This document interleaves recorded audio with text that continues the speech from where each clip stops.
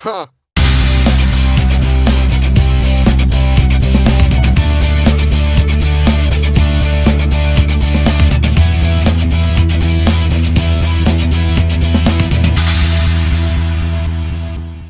Hello, how you doing? This is Dane at Jonah Guitars, and I've got an Epiphone Dot. So if you know what a dot is, you know it's a semi-hollow akin to a 335. I couldn't really tell you what the differences are. I know there were lots of different models of semi-hollows, and I know in the Gibsons 335, 345, 355, they were all semi-hollow center block type guitars, but they were just the 335, excuse me, was the least adorned, and as they released different models, they added a little bling to them. They didn't change significantly in construction. They changed in just, like I said, adornment. They'd have bound fretboards, different kinds of fret inlay, different peg head, and now I'm talking Gibson now, of course, peg head inlay. So anyway, the Dot looks, for all intent and purposes, just like a 335. Just a bound body, Dot fretboards, Dot inlays. The body's bound, no fretboard binding, no headstock binding. So anyway, it looks pretty much like a straight up 335. The other differences on Gibsons were what? I'm not sure if it was the 4.5 or the 5.5 had like a stereo output jack available in one of the years, or at some point in their development. Anyway, this one is in for a neck repair. There, go figure. I'll show you. Right there is the parent landing point. It almost, from the way it's hit, it almost looks like it was dropped straight down that way. But I wasn't even asked to fix that, but I think while I'm at it, I will just see how that goes. I should be able to. I put a little thin CA in that and reattach what's loose finish-wise, and then I'll go over it with some thicker stuff and build it back up. I don't think I'm going to mess with any color on that. It looks like it's all still fairly red. Just to get some finish on top of it, and we'll probably be okay. It had a previous fracture, according to the fellow that brought it to me. So this is actually better than trying to show it to you on the bench. If I can get it up there. Anyway, you can kind of see. Oh, I'm turning it the wrong way. That's why you see where it's been sanded through here. There was a crack repair. It's also, it looks like they just put clear, because there's a line with tape that goes up the neck and then crosses over, and then over at the bottom as well. It looks like they taped it off and then flooded some epoxy over it, and kind of called that good. The owner would like me to take a look at that while I'm fixing the other one, so I may be scraping some of that epoxy off of there, trying to restain that, and then sealing it all at the same time. The one we're looking at today is probably not as visible. You can see some chips though, so it's right up in here. It's spider webby cracked from here down, back down this way, and if you put a little torsion on the neck, I'm not sure you can see it. It opens up. So my plan is, right now it doesn't have any string tension on it. My plan is to put some string tension on it, which I think will actually tighten that joint up. But what I'm going to do is just see what happens, and if it tightens it up, then I'll loosen it back up. I'll twist the neck, blow some glue down in there. I thought about just clamping it and letting some super glue wick in there, but if I can blow some wood glue in there, I feel better about it. So I'm going to do that. It's actually, it's got more than one crack, and I think they all, oh, with me looking at here, I think they all open up. I don't think yeah, so they're all wood cracks. They're not just finish cracks. So at any rate, that's what's going to happen. I'm going to go ahead and tighten the strings up, see what happens. See what we get.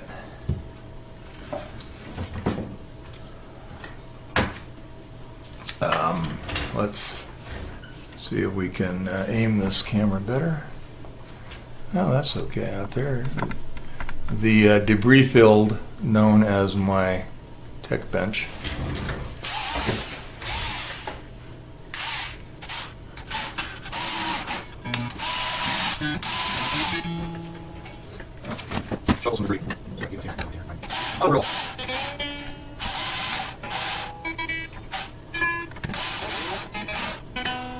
So it's got some tension on it now, so let's see what we got, if anything here.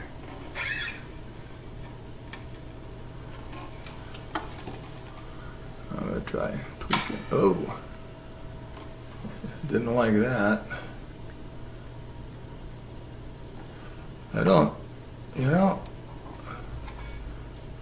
That should theoretically, right, talk about neck tension and structure and all that a little bit. So if you when you don't have any tension on the net, the headstock can relax a little bit. The direction that this thing is broken is back. So if I pull down on the peg head, that actually opens it up. If I twist it on the side, it's a kind of a spiral fracture. If I twist it on the side where the fracture is, it opens up. So then theoretically, when you tighten the strings, that should actually pull tension against the net and push that into that. So I'm going to just take a few minutes here to assess this. I'm going to sight the neck and see if it's got any twist in it with string tension on it, and then I will use the string tension to assist in the glue up. Also, I'm going to hit it with a fret rocker just to see. I'm kind of curious to see how straight the neck is with tension and with this fracture. So, barring anything unforeseen, I don't think this is going to be a huge repair. Maybe just blowing some glue in there. I should not have said that, right? I mean, I'm not superstitious, but until you jinx yourself, and then you're superstitious. All right, I'm going to spend a little time off camera looking at it, make sure that I'm going to take care of the right problem, and bring you back. Okay, so I've done a little checking on the thing. I tuned it. Just tightened the strings up on it. It was pretty sharp when I turned the camera off. So I tuned it back down to just normal string tension. I have a box of blocks from things that I've done in the past and repairs I've made. Clamping necks. When you got to clamp a neck and you don't want to take the strings out because you want to see how it reacts with string tension. So I have a block. I have one for both ends of the neck. Fits most guitars because you can wiggle the strings around a little bit. So and that's exactly what I did on this one. It's just to double check, make sure that I'm out of the camera. Okay, double check and make sure that it's not mashing the strings down to the fretboard. I could use this block here, and after I get the glue in here and clamp this all together and help hold that joint together. The joint is actually being held together just perfectly with string tension, but I just want to add something to it. I also wanted to try to close up. You can feel the finish, the edge of the finish where it hasn't quite all gone right back, side by side. And I've clamped it with the block. I actually get better results just clamping it with the squeezy clamp on the block and on the back of the neck. The clamp doesn't hit any place there's actually a glue joint, so that makes it kind of handy. I'm still feeling a little bit of ridge even when I have it clamped and I tap on the ridge with a little block, try to knock the edges back together. It's not doing it, so I'm going to go ahead and loosen the strings, blow some glue into the joint, and and then clamp it up. Snug the strings back up after, because I'll loosen them to get the glue in there. Tighten it up to pitch again. Clamp it, and then see what I can do to tap these little fissures back together. Get them as close as possible. I'm probably going to have to just sand them out smooth and then touch up the finish. There's nothing wrong with the neck playability. With just no clamps, no nothing, strung up to pitch. It plays perfectly. No fret rocking, anything going on up at the front end here, the nut end. I do have a little wobble around the 14, which just seems like no matter where the neck hits, it lands on the 14. Usually the neck joint, neck to body joint. The other thing that I've noticed since I've had this in here is that I can feel the joint from the neck to the body, and that doesn't necessarily mean I lost my block. Doesn't mean that the joint is loose. It could have been from one of the two shocks that the headstock took, or it could just be from the expansion contraction on this piece of wood being different than the expansion contraction on the body. So this is a solid chunk of wood here. The body is pieces of laminate with a solid block in the middle. Hard to say that it couldn't have just done that. It seems like most of these guitars I feel that. But I can feel a ridge over here in the lacquer, but over here I can actually feel, with the fingernail you can feel a little crack joint. I might dribble some glue into that, super glue, just to fill that joint up a little bit, and or if it is a crack, if it has come a little loose for whatever reason, I can just kind of repair that. It's not open at all. I mean, but it's kind of interesting because this side of the strap button has a visible and crack that you can feel with your fingernail and just sliding across it. And this side, and then the cutaway does not. So it probably got hit over here and pulled some tension on that neck sideways. I guess I should look at that. It didn't move enough to do anything, because if it moved enough for the string lay to be off, it would have definitely have a huge crack right there. So I was kind of looking at that. That was dumb. All right, so I got you zoomed in right here. If I don't have any tension on the headstock right now, I'm going to turn this a little bit one way and see. Yeah, okay. So we roll it into you here and twist it, push back on it. You can see that open up there. Now I got my visor on, so I'm not going to be looking at the camera, so hopefully I won't move too far out of the frame. If I do, I'm sorry. I kind of got it. See, I'm already moved out. Let's see if I lay it right here. Okay. Don't really see a great picture, but better than nothing maybe. So I'm going to put good old Titebond original. I considered thinning it, but with the air pressure I don't think that's going to be necessary. I also I can assume, and I think I can make a pretty safe assumption, that this, I could pull the cover off, but this crack is all the way into the truss rod pocket. It's going that way. This crack is going uphill toward the fretboard, the underside of the fretboard. So, and as I twist it and push back on it, and it opens up quite a bit. So I'm just going to dump some glue in there. I am twisting on it. I've got it across my lap. That was the best way to hold on to the thing. Put some glue in it, and once I get the glue in all these cracks, I'm still probably going to run some CA in there and try to twist that and carefully blow down in there.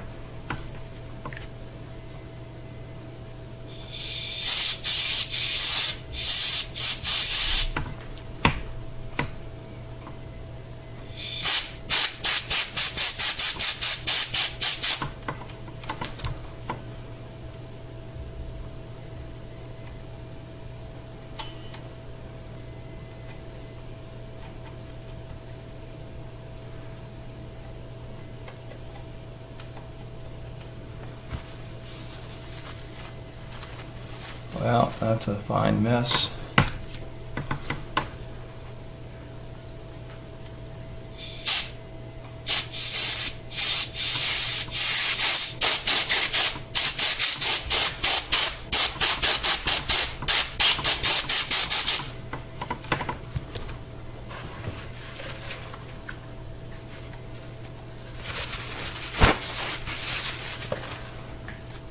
And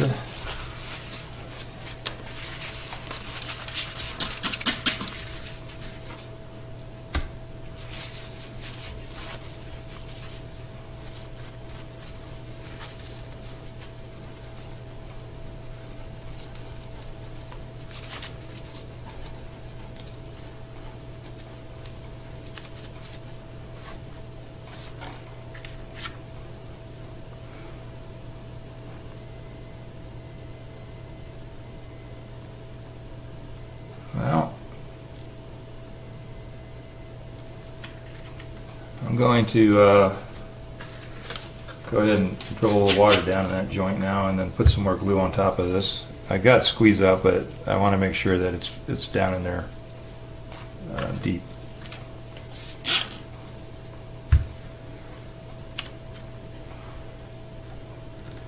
Where am I? Okay. So I've got water on the paper towel, and that's wicking down into the cavity. Going to some more glue on that, and actually just forcing it in with my finger does a lot.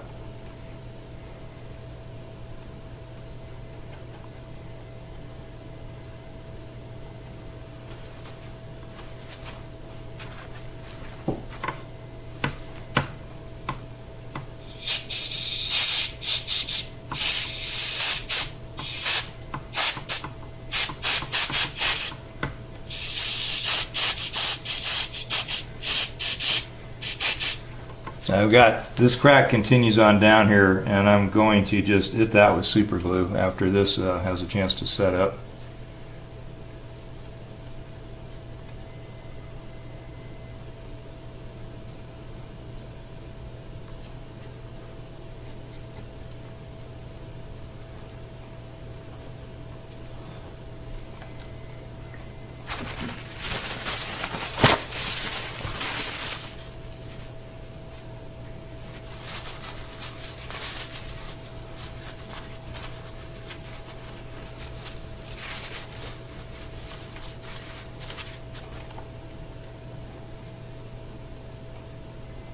Alright, so I'm just going to tighten the strings up.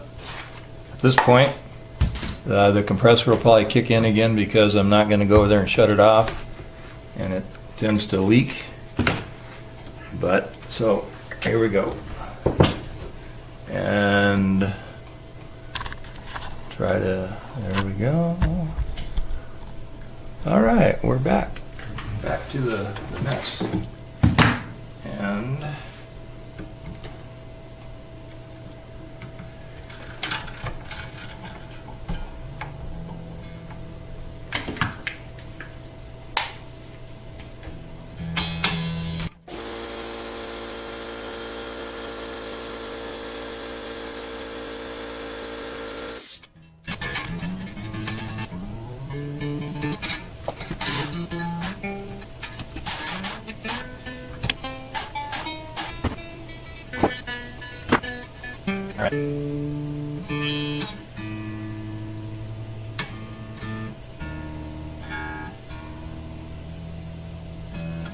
okay, so we're going to just flip this thing over. Put my earplugs in. Okay.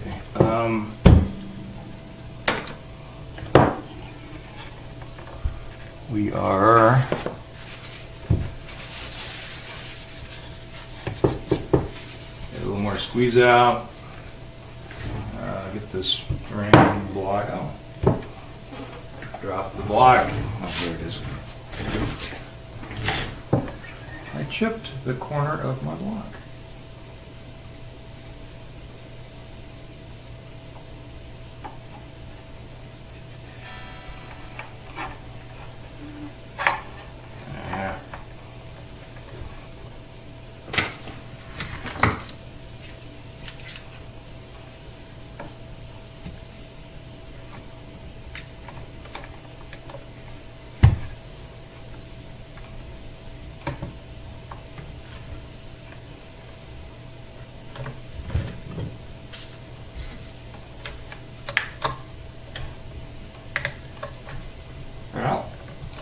any more squeeze out. I'm going to kick this compressor off.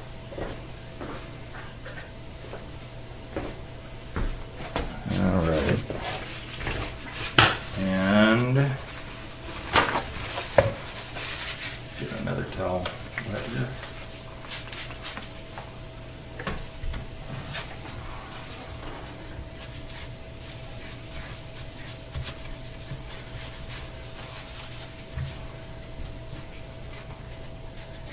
So that's about all I can do with that at this point. Got that little high spot right there. I may see about banging on that with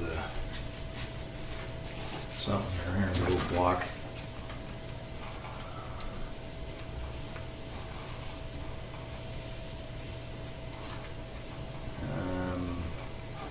Yeah, let me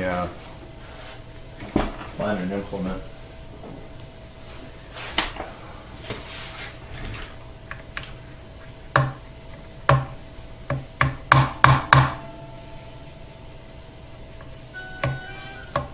Hello.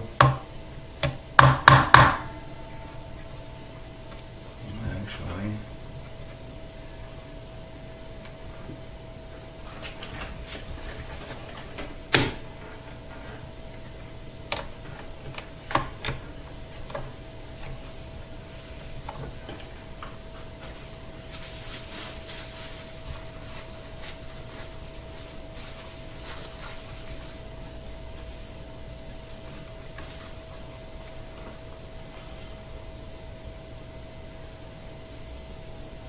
okay, I'm gonna find something else to bang on it with.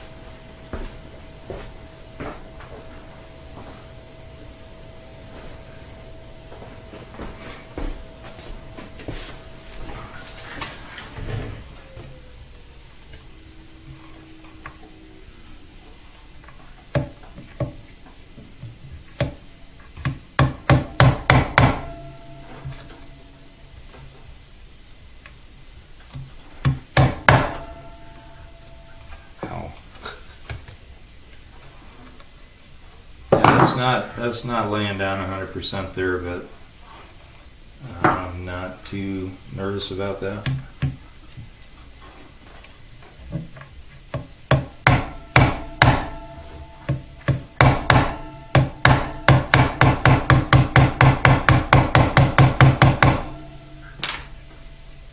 Oh, that's 100% better than it was. Still got a little bit of an edge to it.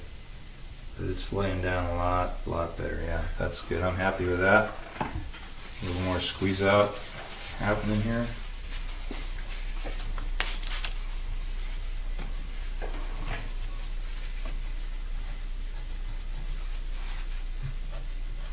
I was editing some video the other night, and I had a section where I forgot to turn the camera off, or I didn't know, I don't know what happened. I guess I thought I was turning it off and I turned it on.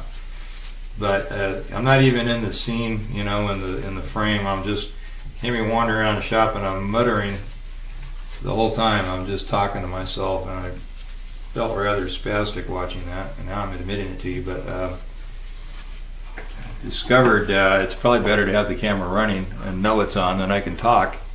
And it's like I'm talking to somebody, not just talking to myself. So you're along for this ride just to restore my sanity. How's that for psychobabble? That's it. I'm going to turn you off and then go over to the other bench where I'm working on something else and talk to myself over there. All right, guys. I will bring you back in. Like I said before, I'm just going to wick some super glue down in. I just use number 10, you know, the thin stuff. Down in there, I've got this Glue Boost fill and finish that I bought for a refin. Am I in the way? A refin. You haven't seen this yet, and I don't know that you'll see it before you see this or after. Where is it? Oh, it's hanging over on the wall there. There it is. Refinishing that Nighthawk copy thing I built a few years ago. And I'm going to use the super glue on that. So I'm going to use the super glue to fill this these chips and finish on this neck on this Epiphone as well. So yeah, I'll bring you back in.